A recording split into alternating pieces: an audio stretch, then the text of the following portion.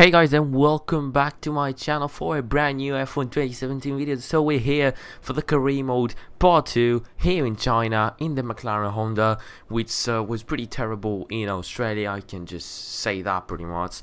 It was terrible. The top speed is terrible. There's a lot of work to do on the car, but not just on the car, also to my personal driving. Like, my driving wasn't that good in Australia, so I hope that as the races go on, we're gonna improve. Like, I think I need to reach the top of my driving at around second half of the season or something. I hope that this will happen. But we're here in China for the practice session. If you remember the last video, which was the part 1, was a 55-minute video. Of course, this one's not gonna be that long. Like, I did it just to show you some things of the game. Pretty much you didn't like it, most of you, and yeah, you enjoy more the sort of video. So we're here in a track optimization test. Unfortunately, we couldn't get the purple result straight away from lap 1, and we needed to, not even on the second lap, to be honest. Like, the second lap also wasn't that good, and we get to also do the third lap, you know, to get our purple result. But unfortunately, oh my god, I can't say that, but unfortunately it still was our first and last purple result in this practice session, because, I don't know, the test seemed to be not just harder than F1 2016, but it's not just about the car and that my driving is not that good anymore, that I need to improve. It's that the tests are getting harder and harder for some weird reason. Like, you can see here my frustration also on the wheel, that like I didn't know what else could I do in order to get even just one green. I don't ask like for a purple or a green result, just one green lap. Like, it is pretty hard for some weird reason. But on the fuel management test, same thing as the tire management test, still couldn't do any good. And on the final lap, which was my only chance of achieving a grid with red, I say that again, with red fuel management, like, what's the reason to do that? Then on the final corner, we just, like, we got a green, but you know, we were red on the fuel management. Like, at least we got a green on the timing. That's something good to see. But the fuel management was always on the red. So some suggestions, please, on how to improve my fuel management. I don't know, I might even watch the clip on the laptop, which I was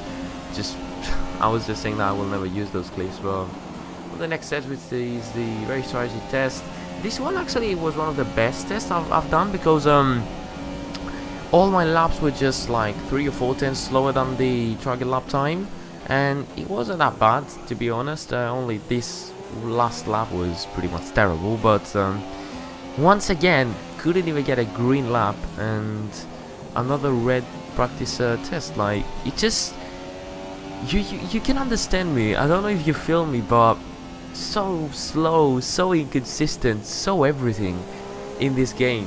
I don't know what's the reason for that. I really want to improve. I'm pretty stressed at the moment, because I don't know if I'm going to improve or not, and if I don't, like, it's gonna be really awkward to see me fighting for last position throughout the whole season. But I need to move on to practice 3 for that qualifying pace test, and unfortunately it was racing for the entirety of this session, so we were meant to be driving on intermediate conditions to the qualifying pace test. But luckily for me, I was good on intermediate conditions for some weird reason. Like, remember in F1 2016 where intermediate conditions were OP for the play. Even after that mistake right here, and we just drifted. Look at this. Look how much time we're gaining on the acceleration. Probably because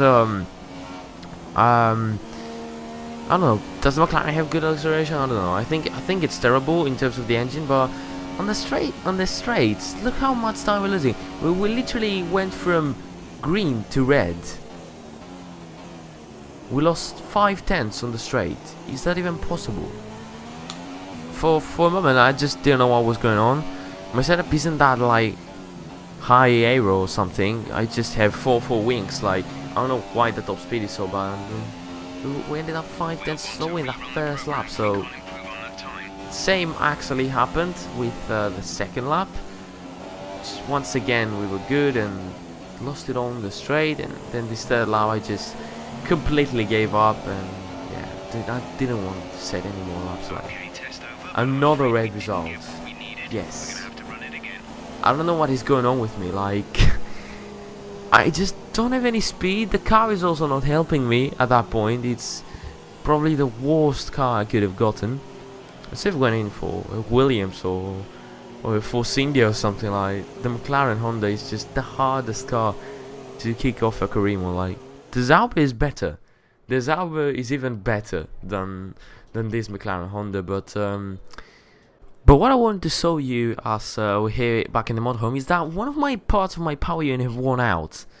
And it says that it has an expected lifespan of 44 laps, and I believe as parts actually wear out, also the performance is not at its best. The performance of the car is not at its best, so that's not what we want. We're just gonna change this part, but this is not a really good thing to see. Like our parts are getting worn out very easily. So first things first, we're gonna go on to the R&D tree and actually do the first durability upgrade. I know I told you I'm not really concentrating on durability, and I'm mostly going to concentrate on powertrain, but it is essential for the better of the season. Like we could reach like the 5th bar by the end of the first half, which is not something you really want, because after that we're just gonna get penalties and we're gonna lose good positions. But that's why we're gonna be doing the first upgrades on the durability section, the easiest one, the cheapest one. So yeah, we're now well and truly ready for the qualifying session of the Chinese Grand Prix. Let's get into it.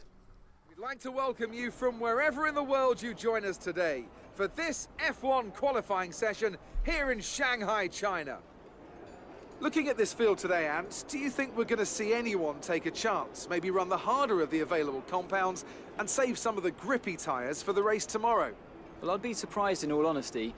It's only the front runners that really have the pace to get away with that, and even then, at the end of the day, it's a big risk. Track position is the most important thing, and it's rarely worth sacrificing for a slightly more optimal strategy in the race, so I doubt we're going to see anyone trying it. I have been wrong before though. We certainly do see some risky decisions every now and then, and it's a gamble that's sometimes worth taking. But if it were me in the car, I would want to be on the fastest tyre for my qualifying lap, without a doubt. So here we are ready for the qualifying session of the Chinese Grand Prix. For anyone wondering, yes, I have a setup for China, and it's pretty much still a limitless setup, so go check out his video. He's the YouTuber I mostly trust about setup, so yeah, go check him out.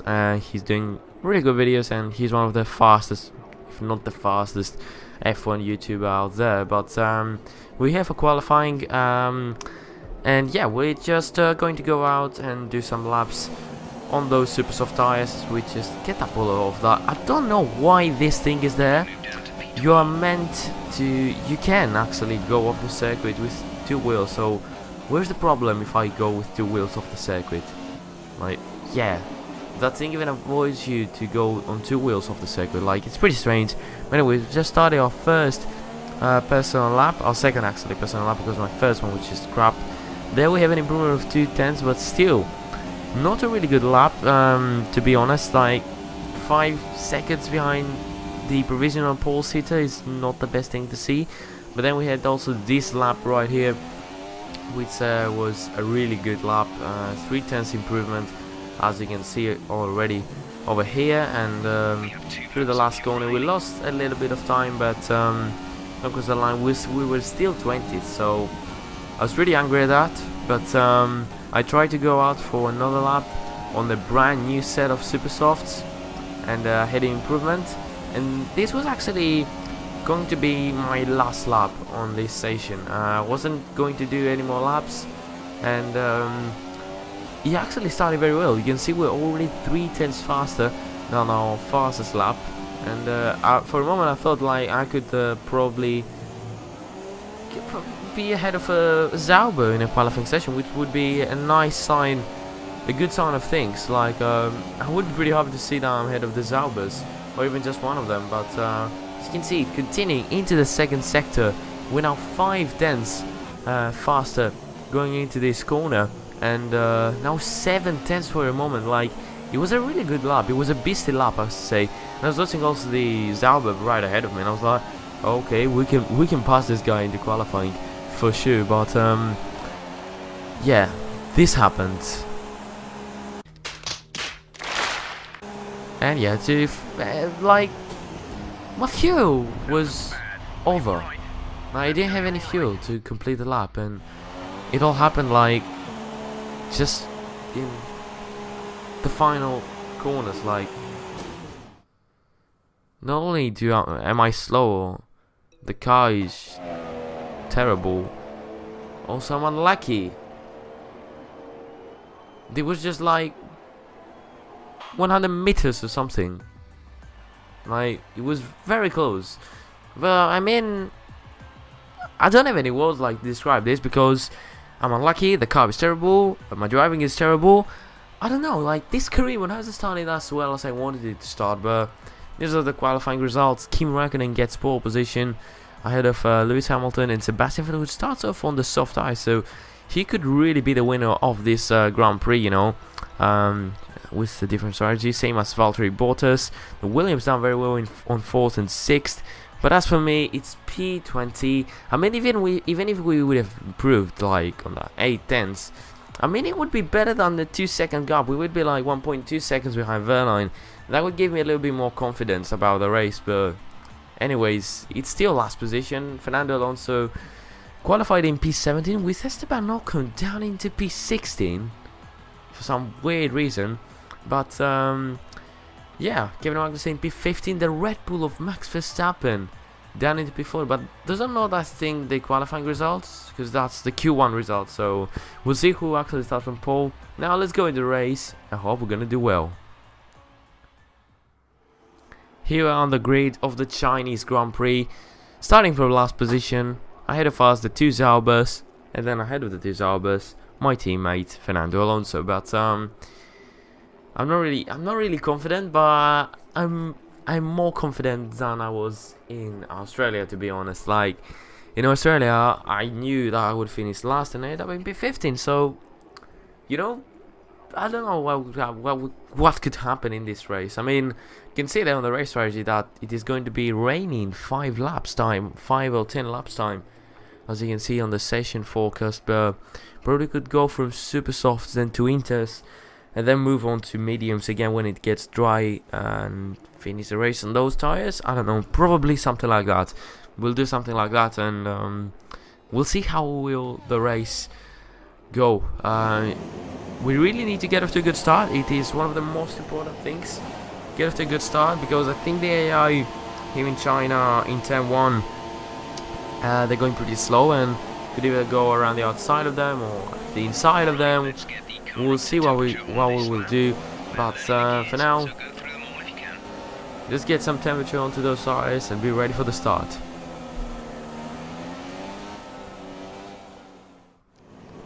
So here we are, ready for the start of the Chinese Grand Prix. It's 4 lights, now 5 lights, and it's lights out, and away we go for the Chinese Grand Prix. Ericsson gets off to a good start, same as Fernando Alonso, who tries to go around the outside probably of the Taurus of Carlos Sainz, if I'm correct. We're going to try and go up the inside. That's what I was talking about, up the inside of a lot of cars now. Could we get up the inside of both the Raiders and go into the points? But no, we're down into P11, but 2 illegal overtakes. Probably it's the overtake. Thank you, Nico. Probably the 2 overtakes on the Renaults were illegal, probably because of the yellow flags. But we're going to try and go back up the inside of Julian Palmer. Julian Palmer, up the inside we go. Can we squeeze him off? Because that's the only way we're going to make the move stick. No, look at the speed of the Renault. Look at it. Okay, he got us. Like, you pass someone and then he just comes out of nowhere just because of his engine and re-overtakes you. Like, this is ridiculous sometimes. It's a good start, yeah. Good start from P20 up into P12 at the moment, because someone has retired. As I just ran wide there, because as you can see, it's drizzling, so probably rain is coming at the same time as Grosjean is coming up the inside here. Up into P12 he goes. Can we get back into him? Up the inside, probably. Stick it on the curb there. On the apex. Nope, he's just... Oh, God. He just went straight onto me there, and he got the position from me. Up into P12 goes Romain Grosjean. And next up behind us is Esteban Ocon, who got off to a terrible start. He's now back up to P14 and he's chasing after me at the moment. So on lap 6, I'm going for the gamble. I mean, no one else is coming into the pits for those inters. I'm gonna be the only one coming in 1 lap earlier probably, because I didn't feel comfortable on those slick tires on a wet track. Like, it's impossible to drive slick tires on a wet track. Like, I'm going in for the inters. You have to be on the right tire at the right time, and that's what I think it is. Inters are the best for that for the time being, and you never know, we could gain some real time there on the AI and we could be even in the points. You never know what could happen because of these weather conditions.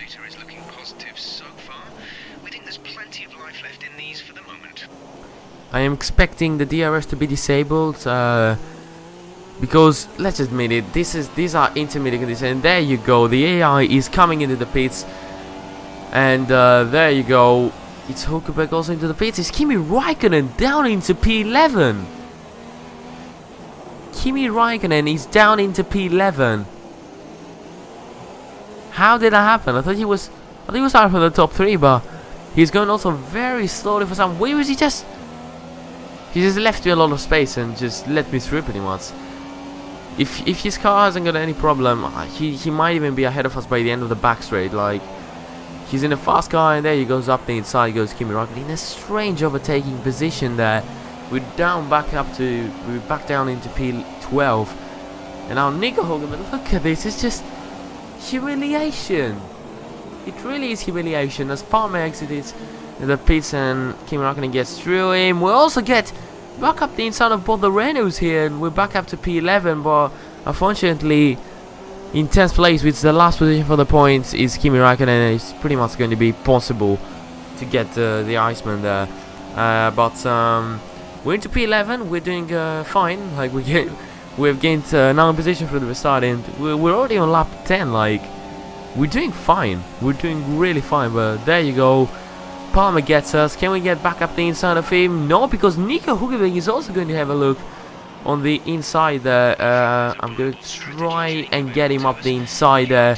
And by the time Palmer overtook us, I decided to go into the pit stops on lap 10 together with Palmer. I saw him jumping into the pits. I was like, okay, let's just jump into the pits, and I knew it was going to be for a set of drives because my inters were working fine. There was no problem with those tires, so I went in for the gamble, me and Palmer. Palmer is actually going a set of super softs, as I'm going into a set of mediums to go till the end of the race. You see, we're getting a little bit used with that release clutch thing on the pit stop, and it's a 2.6. And also the pit stops can be either fast or slow. It really depends on you now, which is something good to see on F1 game. So yes, as I've told you, Palmer is actually in for super softs, as for me, I'm in for mediums, and I'm gonna try and go till the end of the race. I don't know if that's the right strategy to go with, but what I know is that we just passed 2 cars, but there's Kvyat into P10. If we actually get Kvyat, we're into a points. We got Kvyat up the inside of Kvyat into P10. I can't even speak. I'm sorry. We're into P10, and we actually now we've got a point in our back at the moment. 16 laps remaining. Now 17 laps remaining. It's not even 17. It's 15 laps remaining. I'm sorry. As Hulkenberg goes up the inside of us, and yeah, he got us. Too much enthusiasm for nothing at all. He just easily got us. But no, we're not gonna give up, because as you can see, Hulkenberg, Palmer, and my teammate Fernando Alonso, as Palmer gets through me now, they're actually on super soft, so they're gonna make one more pit stop probably for the soft tire compound, and we'll see if we can regain the position. You never know what can happen. If we can stick with them in around a 15-second gap or 20-second gap, we could really be ahead of them by the time they make the pit stop, and we could be fighting for points. You never know. Fernando Alonso is also gonna try and get me. He's going up the inside here. We make contact now. Lose a little bit of a template there from my front wing, and oh my god, it just went straight to me. Fernando just went straight to me. But thank God the front wing damage is minor, so it's probably not going to affect our performance. But now it's Kevin Magnussen. What the actual... What is the AI doing? I don't know what is the AI doing. Literally, they're just crashing onto you. They're just going onto you. Straight onto me when Magnussen, instead of going onto the inside, it just clearly overtake me. No, he just went straight to me for some weird reason.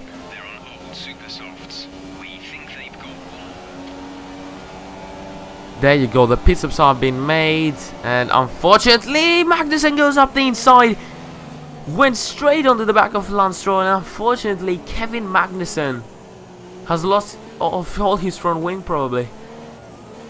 Really unfortunate for the Danish man, but he needs to go in for a pit stop now. I think he was already going in for a pit stop because he was in a set of super softs if I'm correct, or a set of softs, I don't really remember. But unfortunately, like, even if we have got P10, like, it's Kimi Raikkonen on P10, so he can easily overtake. He could have easily overtaken us. So it's P11, and to be honest, I would be really happy to get even P11 because, so as I'll talk about that, Stroll goes up the inside, but I'd like to be in P11 because I think there are still more cars to pit, and there could be a retirement anytime soon. And what is going on with the AI? Am I doing something wrong? Am I really doing something wrong? It's just the AI just crashing onto me, just going straight onto me. I don't know what is going on, but there is my teammate in Jolyon Palmer are pitting on this lap, and that means that we're in P10 and we're currently in a point finishing position. But I would really be happy. I would be really happy if we're ahead of Stroll, because we would be in P9 and we would be a little bit more safer. But there goes Hülkenberg up the inside. He tries to go. I'm going to try and hold it. We made contact there. That was my mistake. I'll try and hold it around there somehow quietly. And once again, Hülkenberg is the driver that is going to put us out of this top 10. Really frustrating to see this happening. I mean, please, McLaren, better engine, and I could have fought for points here. I've just walked the strategy perfectly here, and because of the car, I can't find points. Like the Renaults, they're just overtaking me like I'm a sitting duck in the straights. Like you can see here, even on the exit, I've done a mistake there on the exit, and Palmer is just gonna overtake me there. You can see he's already gonna wave it though I was in his slipstreaming. So pretty disappointing to see that top speed is just destroying our race. Like it's like Alonso in Belgium, if you saw the race. Incredible start up into P7, but then in 4 laps time he just went down into P. Oh god, dive bomb there. Okay, couldn't make it through. Oh no, Vettel, I've been lapped. I've been freaking lapped. That's this. Oh my god, what I was talking about. Yeah, Fernando Alonso, incredible start up into P7, and then again in 4 laps time it just went down into P11 because of his straight line speed. Talking about Alonso, he's going now around the outside of me, very close there with Fernando Alonso. I think we made slight contact there, wheel to wheel corner. At the same time, it's Wehrlein on his Alba on his medium tires trying to overtake us there, which he quietly can do there. But Fernando Alonso up into P13 he is now. Good job there from Fernando, doing beats there on his McLaren Honda for some weird reason. Oh, what? It could have been it. It could have been. That could even be my mistake, but still, turn on the inside. You have a whole space on the inside. Just you can avoid my silly moves easily, Sainz. But we're down into P15 now, and we've got Wehrlein behind us. Like if Wehrlein overtakes me, I'm gonna delete my channel for real. Like I'm not even. Okay, do not dare! Don't you dare overtaking me! Don't you dare overtaking me up the inside! Come on, side by side with Wehrlein. Oh my god, he made the move stick! He made the freaking move stick! Come on, Reese Rebs. Oh god, why is he going slowly? Oh, because of the blue flags. Oh, blue flags there. Okay. Come on, let him through. Yes. I didn't lift off the throttle so much. Wehrlein seemed like he stepped on the brakes for some weird reason, but he quietly couldn't overtake us. So thank God my channel is not going to get deleted.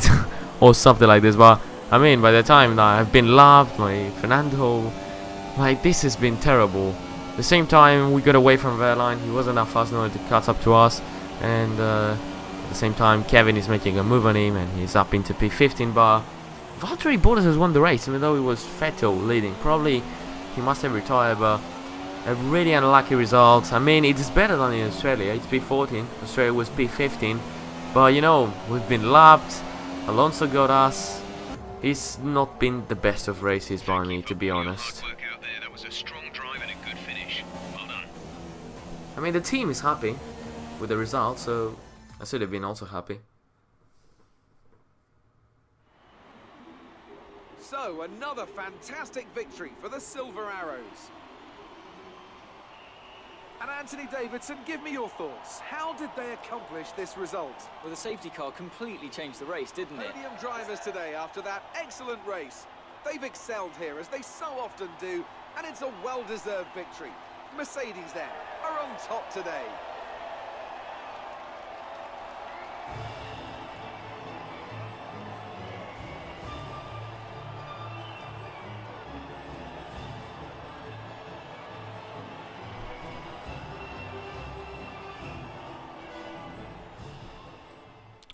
But yeah, to be honest, with you, it was a better race. I'm not going to complain a lot about the car. The only thing I'm going to complain about, once again, is the top speed. But I should just stop complaining about that. That is the reason we got McLaren Honda. We need to upgrade the car and bring McLaren back to glory. And yeah, it was good. I mean, I wasn't that far off my teammate, so you can see he might have got a fastest lap 2 seconds faster than me. But you know, he's P12, I'm P14. It's not that bad. I mean, it could not be that bad, but the real overtakes we made were 3. We made an overtake on Kevin, Pascal, and Marcus Ericsson, even though he retired. The other 3 spots were given because of DNF, so I mean, we were once again lucky, gaining some positions. So from P20 up into P14 and P17 up into P12 is a good job, I mean, by both the McLaren drivers. But I believe as soon as we get a little bit better top speed, by the time we actually have the same top speed as Haas F1 team, let's say, we could actually be well and truly fighting for points, because the chassis and the aerodynamics of the car are not that bad. They're good. If you consider the aerodynamics and the chassis as something crucial, which is, we're actually a midfield team. It's just the engine that we're miles off Sauber. Even Sauber, like, imagine how bad the engine is. But those are the driver standings after this race results. And sorry about the bad thumbnails I put on these videos, because I couldn't even find the replay camera of after the race. You know, back in F1 2016 you had the replay camera after the race was finished, but this time I couldn't find it. Like, I don't know what is it, but I'm gonna use like a thumbnail from the video that I take straight away from onboard or something. So sorry about that. I'll try and find it out and put some good thumbnails onto those videos, even though I think the first time was not that bad. But the reputation level, no team does want me apparently after this result, which wasn't that a bad result. I mean, I could have gone to points, but who doesn't even care about that? I finished from P20 to P14. It's good. But that was it for today, guys. If you enjoyed, smash the like button. If you haven't subscribed, subscribe. Don't forget to follow me on Twitter, and I'll see you next one. Goodbye, lads.